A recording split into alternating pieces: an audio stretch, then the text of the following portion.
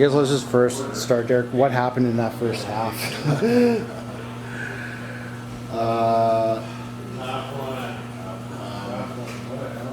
Well,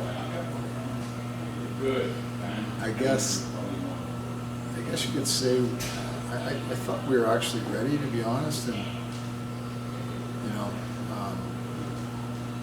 one of the hardest things in this league, honestly, and there's no excuses, is coming off a bye week against a team that played the week before, and it can be a real struggle, and you saw it. Like, I mean, we were rusty, we were flat, we were on our heels a little bit, we weren't very disciplined. And then, to me, honestly, the second half wasn't even close. Like, I thought we dominated them throughout, and just a couple little mistakes kind of cost us, and some penalties. And I thought the officiating was, I thought it was poor, and they got to be better, just like we got to be better. So, but at the end of the day, I mean, I thought the second half, that's where you got to look. You got to look at the positives in a game like that. And the second half, I thought we were outstanding. It was our best half of lacrosse in a long time. So we'll take that into next week as a positive and move on from there. How big was it in that second half game? There was 4 goals just right away. Well, I mean, we talked about it at halftime where, they had, unfortunately for them, lost their face-off guys. So we figured if we can get a couple on, and we're going to win most of the face-offs, and then Mazel got 2 goals, and that really gave us a boost.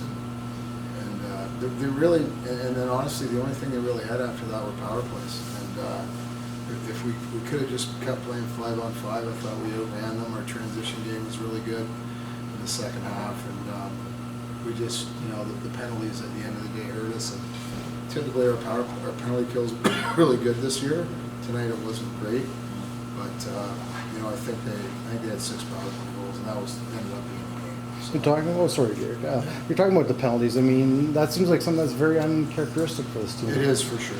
Yeah, we were, I believe, the least penalized team in the league. So tonight was a bit of a, you don't see it happen often with us. But I thought they were incredibly inconsistent. We got hammered from behind at one end of the floor. No penalty call. We go down. I guess did the same thing, and they get a call. And they just got to be consistent. Like we asked the best out of our guys, and I'm certain that. We would certainly like to see the best out of them. That was not an example of it tonight. I guess, bit of a losing skid here kind of at the end of the season. Is it time to kind of hit that panic button, or you just kind of create that momentum? No, it's a crazy league. It's hard to win in this league. When you look at, we're probably the only team in this league that hasn't been blown out this year. And that's the truth. Like, everybody's been blown out at one point or another except us. So really tonight it was a 1-goal game and ended up being a 2-goal, but